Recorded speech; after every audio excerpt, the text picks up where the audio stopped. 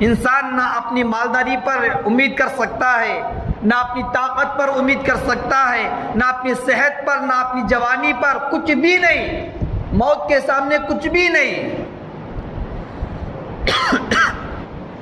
مگر آج ہماری زندگی تو ایسی ہے کہ انسان موت سے کچھ بھی واقف نہیں۔ میرے دوستو، حدیث پاک میں آتا ہے کہ قیامت کا دن ہوگا، سب ٹوٹ پھوٹ جائیں گے، سب ٹوٹ پھوٹ جائیں گے، نہ ہماری زمینیں رہے گی، نہ ہمارے جائیداد رہیں گے، نہ ہمارے گھر، نہ ہماری گاڑیاں، نہ سواریاں، کچھ بھی نہیں، سب فنا ہو جائیں گی۔ جس زمین میں ہم کیا سمجھتے ہیں کہ سب سے زیادہ طاقتور پہاڑ ہے، جس میں بڑے بڑے چٹانیں، درختیں، بہت کچھ ہوتا ہے، ہم اس پہاڑ کو مضبوط سمجھتے ہیں۔ اللہ تعالیٰ قیامت کے دن روئی کے گالوں کی طرح اڑائیں گے۔ کیسا؟ اسے روئی نہیں بنا دیں گے۔ پہاڑ کے چٹان جو ہیں، وہ چٹان کی طاقت، مضبوطی سب ویسے ہی رہے گی، مگر اللہ قیامت کے دن اس پہاڑ کو بھی، روئی کو ہم ٹکڑے ٹکڑے کر کے ہوا میں اڑانے سے جیسے روئی اڑتی ہے، اللہ فرماتے ہیں پہاڑ کو میں روئی کی طرح اڑاؤں گا۔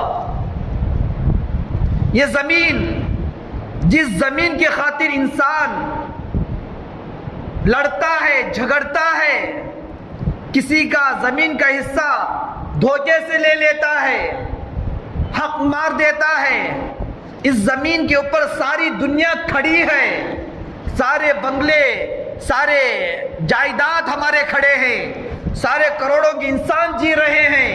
یہ زمین انسان کتنے مضبوط سمجھتا ہے زمین کو، ساری دنیا کا دار و مدار زمین کو سمجھا ہے۔ جس زمین کے خاطر تو زندگی بھر کما کما کر زمین خریدتا ہے، اس زمین کو میں ورخوں کی طرح پلٹوں گا۔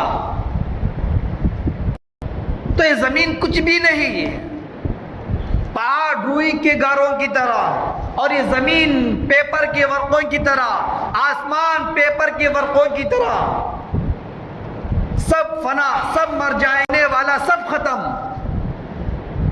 سب فنا ہونے کے بعد اللہ تبارک و تعالیٰ سے فرشتے فرمائیں گے، اے اللہ، ملک الموت جان لینے والا فرشتہ اللہ سے کہے گا، اے اللہ، دنیا میں سب کی روحیں میں نے چھین لیا، جاندار، بے جان، درختیں ہو یا پہاڑیں ہو، انسان، جانور، سب کی سب ختم ہو گئے، اے اللہ باقی ہیں تو آپ کی ذات کو کچھ بھی ہونے والا نہیں، اور ایک میں اور ایک آپ کے عرش کو اٹھانے والے فرشتے ہیں۔ ملک الموت جائیں گے، ان فرشتوں کی روحوں کو بھی چھین لیں گے، فرشتے بھی ختم، سارے فرشتے ختم، انسان تو دور کی بات، فرشتے بھی مر جائیں گے۔ اس کے بعد میں اللہ سب کچھ جاننے کے باوجود پھر پوچھیں گے، اے ملک الموت، اور اب کون باقی ہے؟ ملک الموت کہے گا، اے اللہ، آپ کی ذات جس کو کبھی فنا ہونا نہیں ہے، اور ایک میں ہوں۔ اللہ فرمائیں گے، اے ملک الموت، آج کے دن تجھے بھی موت آئے گی، ملک الموت بھی مر جائے گا، سب ختم، نہ دنیا میں، نہ آسمان میں، نہ زمین میں، کہیں کوئی موجود نہیں ہوگا، اللہ اکیلے کھڑے ہوں گے۔ حدیث پاک میں آتا ہے، اللہ تعالیٰ اس وقت اپنی شان کے ساتھ کہیں گے، لمن الملک اليوم، لمن الملک اليوم، آج کے دن کون بادشاہ ہے؟ آج کا دن کا مالک کون ہے؟ زمین پر رہ کر اپنی طاقت کو بڑا کہنے والے، بتاؤ آج کا دن کون ہے؟ اپنے پیسوں پر فخر کرنے والے، بتاؤ آج تمہاری کیا حالت ہوئی؟ آج کا دن مالک کون؟ سب ختم، کوئی کچھ جواب دینے والا نہیں ہوگا۔ قیامت کا دن ایک عجیب خوفناک منظر ہوگا۔ اللہ پوچھیں گے، ارے چھوٹی سی زمین کے خاطر انسان اپنی انسان کو مارتا تھا، آج بتاؤ اس زمین کے خاطر تو کیا ہوا؟ صرف دنیا بنانے کے خاطر تو نے میری پوری نمازوں کو چھوڑا، بتا آج تیری اس زمین کی حالت کیا ہوئی؟ جس دنیا کو سنوارنے کے خاطر تو مجھے ناراض کرتا تھا، بچا آج تیری دنیا کی حالت کیا ہوئی؟ دنیا دنیا کہہ کر پھرنے والا، میری نماز سے بھاگنے والا، آج بتا تجھے کون بچائے گا؟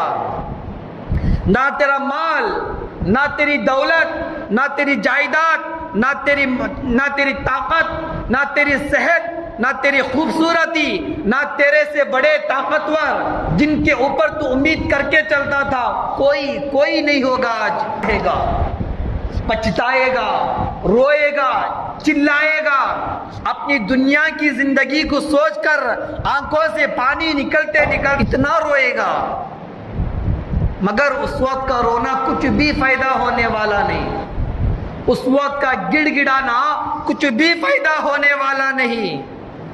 دنیا میں اگر انسان اپنے گناہوں کو سوچ کر اللہ سے توبہ کرنے کے وجہ سے، یہ دنیا ہے، آخرت کو دیکھنے سے پہلے انسان دنیا میں توبہ کیا تو اس کی ایک خطرے کی قدر اتنی بڑی ہے کہ اس کے سارے گناہوں کو اللہ معاف کر دیتا ہے، مگر وہی قیامت کے دن سب کچھ دیکھنے کے بعد انسان جتنا بھی روئے گا کہ اس کی آنکھوں سے نالے بن جائیں گے، پانی جا کر یہاں پر نالے بن جائیں گے، اتنا روئے گا، مگر اس کے بعد بھی اس کا رونا کچھ بھی فائدہ نہیں ہوگا، اس کا چلچلانا کچھ بھی فائدہ نہیں دے گا۔